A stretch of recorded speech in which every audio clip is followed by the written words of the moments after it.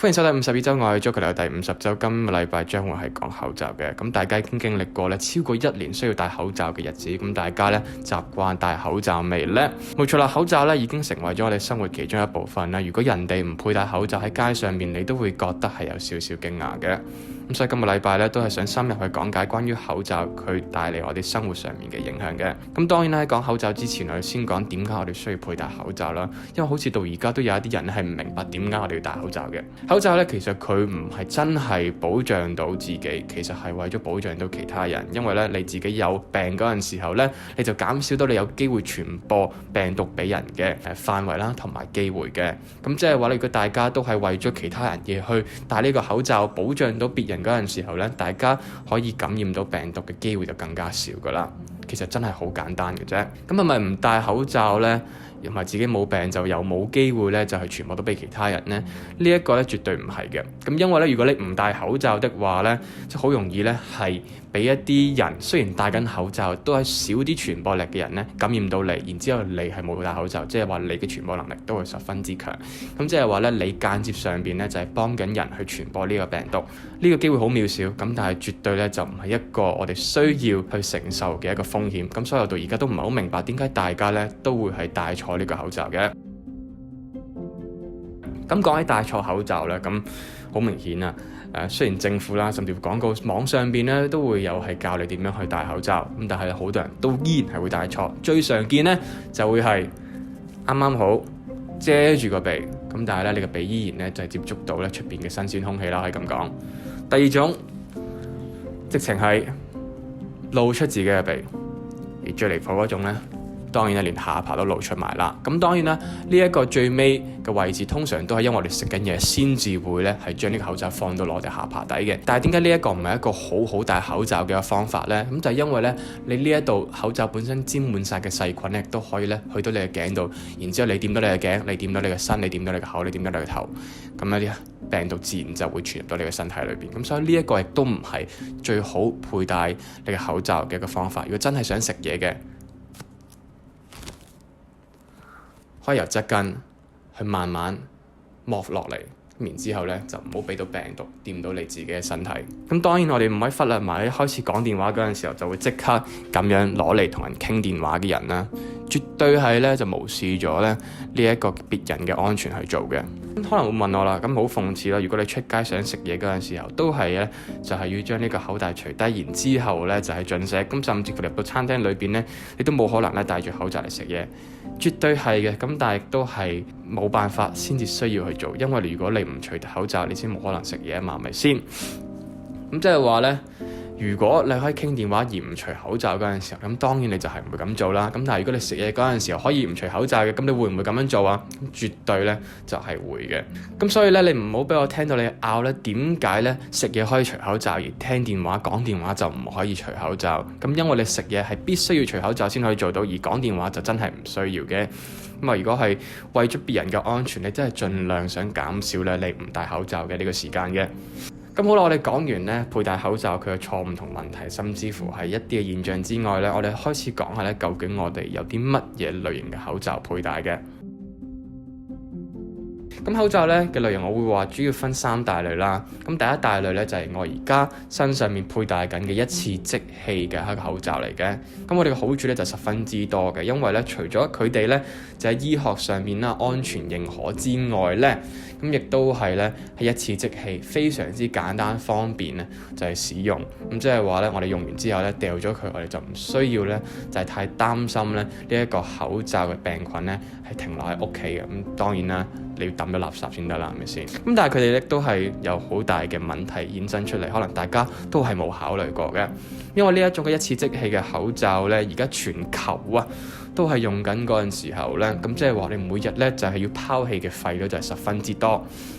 如果我冇記錯的話咧，亦都可以係睇翻呢一個報道啦。如果大家有時間，我哋咧單喺上一年咧已經製造咗咧57萬噸廢料淨係口罩造成，亦都淨係喺大海裏邊揾到嘅啫。咁亦即係未計呢一個堆填區係可以點揾。咁呢一個當然係講緊全球啦。咁但係如果我哋咧將佢放大翻係話唔同國家地區嘅堆填區嗰陣時，我相信咧我哋會揾到更加多嘅呢一個塑膠做嘅口罩廢料嘅。咁第二類型嘅一種口罩咧就係呢一啲嘅布口罩啦。咁呢個布口罩咧其實佢哋嘅好處咧就唔係真係十分之多。咁啊可以話咧佢哋最好嘅一個優點咧就係佢哋係比較環保少少，因為你唔會咧係抌咗咁多唔同嘅廢料落去呢個堆填區裏面嘅。咁但係咧佢哋嘅問題就真係多啦，因為好多時候呢啲嘅布口罩咧，其實真係冇一個好好嘅隔塵嘅功能啊。咁醫學上面都真係未必會認可呢一種嘅口罩咧就去使用嘅。咁即係話好多唔同嘅病菌都會咧係好容易滲透到入去你自己嘅身體裏邊啦。咁甚至乎啱都講咗啦，口罩佢最主要嘅功能係乜嘢？咁就係防止到你去散播呢個病毒。咁呢一啲嘅布口罩絕對咧就未必係會做到呢啲嘢。咁當然啦，始終戴咗個口罩，你點都會有少少嘅隔膜喺度嘅，你可以防止到少少嘅。咁但係咧，相比我哋而家戴緊呢一次即棄咧，功能就真係差好遠啦。咁尤其是大家可能冇諗過，就係呢一啲嘅布口罩咧，如果你今日用完洗咗嘅，你聽日需要佩戴另一個嘅布口罩，因為如果唔係的話，你就需要戴住一個濕滴滴嘅口罩出街，濕水氣、蒸氣都好容易吸到唔同嘅病菌落個身，呢都唔係你想做嘅嘢。咁嚟到第三種嘅口罩啦，我會話呢一種口罩未必真係一種嘅口罩，似係一個面罩類型嘅。咁冇錯，就係當時候呢，我諗你去翻前年6月嗰陣時候運動之後呢，最常見嘅一啲嘅豬嘴啊。咁呢個豬嘴呢，通常都喺呢一個工程裏邊度使用呢，就係隔住呢一啲嘅微塵，甚至乎毒氣呢，就進入到你自己身體。咁因為呢，我唔係話好研究到呢一啲嘅豬嘴裏邊嗰個作用，甚至乎佢哋嘅過濾器究竟有幾強啦。咁但係我哋當佢係可以隔到呢一個病毒嗰陣時候呢，咁呢一種呢，就變成係喺三種之間呢，我會認為呢係最可靠同埋呢係對呢一個世界最好嘅一種嘅口罩嚟嘅。咁點解我會咁講呢？就係因為第一，你係唔需要經常去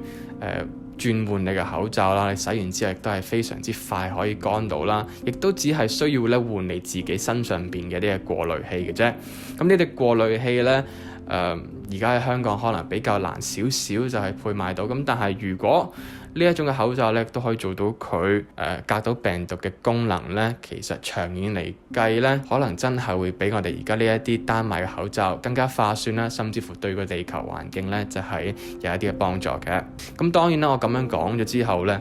都要考慮埋，其實我唔係好清楚咧，究竟嗰啲嘅過濾器咧，對於我哋成個地球環境破壞咧，係咪比我哋呢啲口罩咧就更加多？咁如果係的話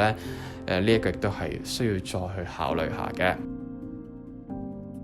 咁講完呢個口罩類型之後咧，我哋可以講下呢個新產品啦。咁經歷過咧喺2020年口罩短缺嗰陣時之後咧，喺2021年甚至乎2020年中期咧，已經開始見到咧喺香港，例如喺旺角呢個地方咧，就開咗唔同幾間咧專賣口罩嘅呢個商鋪。咁呢啲口罩咧就唔淨止係可以保障到你安全之外咧，仲有一個好大嘅賣點嘅，就係佢哋咧就係配合到你自己嘅時尚，好多時候咧都有唔同嘅顏色種類咧，係為咗你自己去襯衫而去做嘅。咁當然呢啲口罩除咗有唔同顏色之外，亦都係咧有唔同嘅舒適度，例如係你後邊呢一條索帶咧係用乜嘢材料去做啦，甚至乎你前邊咧口罩嗰個物料咧都係有考究過嘅。咁但係我咧就唔係想特別去講咧嗰一種嘅新產品，反而咧我想講嘅新產品咧就係一啲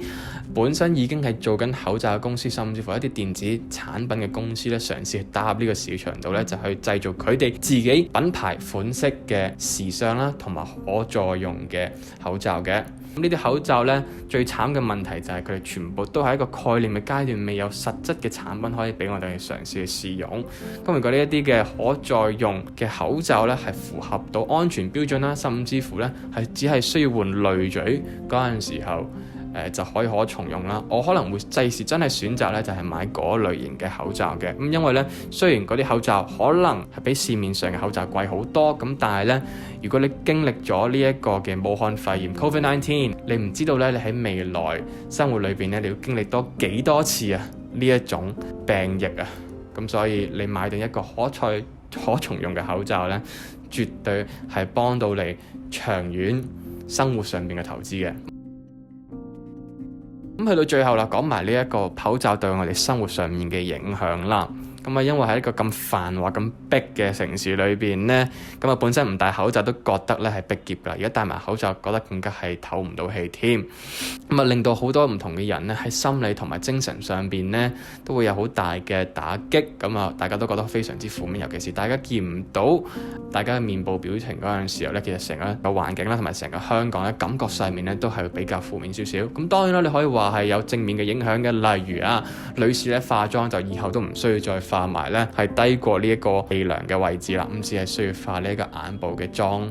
咁就足夠。咁亦都可以話咧就係本身咧我好樣衰嘅，而家冚住咗半邊面，淨係見到隻眼咧靚仔咗好多。咁當然你可以講呢啲嘢，咁但係咧絕對係負面咧就係比正面更加多。我舉個例子俾你聽。咁啱啱記唔記得我就係話，如果你喺街上面見到一個人唔戴口罩嗰陣時，我哋會有心慌慌，同埋咧就有啲嘅歧視嘅感覺啊。冇錯，其實佢哋將我哋人與人之間咧就係分歧咗，因為咧呢個口罩咧變成咗係我哋自己嘅壓力點。呢個壓力點咧就係在於其他人唔戴嗰陣時候，其他人戴錯嗰陣時候，或者其他人只要咳兩口嗰陣時候戴咗呢個口罩咧，我哋都會覺得有驚慌同埋恐懼。咁呢一種嘅問題真係好難去避免，亦都係好難去話咧。當我哋全部打晒疫苗，呢一個病咧就散咗之後咧，唔戴口罩嘅日子咧，可唔可以翻到嚟添嘅？咁再加上啦，就係啱都講咗啦，我哋係製造緊極大量嘅呢一個廢料嘅。咁我哋先唔好用呢一啲嘅官方數據咧，就去討論咧，我哋每日製造緊幾多塑膠嘅廢料先啦。我哋淨係講下香港，用一個憑空想像嘅一個數字。咁當香港700萬人嗰陣時候，300萬、200萬、200萬咧，低過一半嘅人每日戴口罩出街，然之後咧就將佢抌咗落垃圾桶，即係話我哋每日都做緊200萬口罩嘅廢料出嚟。咁你將佢乘7嗰陣時候，已經係1400萬嘅口罩嘅塑料咧，就已經係做咗出嚟啦。咁大家係咪真係想 keep 住去做咁多唔同嘅廢料去呢個地球上面呢？而呢一個雖然咧就唔係好關香港嘅事，但係都係咧關於咧其他國家上面咧身處嘅華人嘅事啦。係冇錯，我係用緊華人喺唔同歐洲外國嘅國家嗰陣時候咧，經常俾人歧視，因為大家都知道啦，呢個病毒嘅來源係由邊度嚟。咁所以咧，就算咧係我哋係亞洲嘅人咧，喺外國度戴住口罩咧，亦都係會有俾人好強歧視嘅一個問題出現。咁甚至乎淨係單止喺上年喺美國裏邊呢，咁啊對於華人嘅一啲嘅暴力個案呢，就升咗717%嘅。當然啦，我知道啱啱我最尾嗰一個嘅小知識呢，就唔係真係太關於呢一個口罩，咁但係我都係想呢，就喺呢度點埋出嚟嘅。幸好香港嘅人啊，都係依然呢係會戴口罩，咁好過喺其他國家裏邊呢，仲係呢拒絕戴口罩嘅。咁呢個禮拜呢，我就比較沉氣同埋長氣少少呢，就講好多關於口罩嘅嘢，希望大家唔好介意。咁但係咧，呢一個真係需要大家去理解同埋知嘅一啲嘅嘢嚟嘅。今個禮拜嘅52週就係咁多，我哋下個禮拜第51週再見啦，拜拜。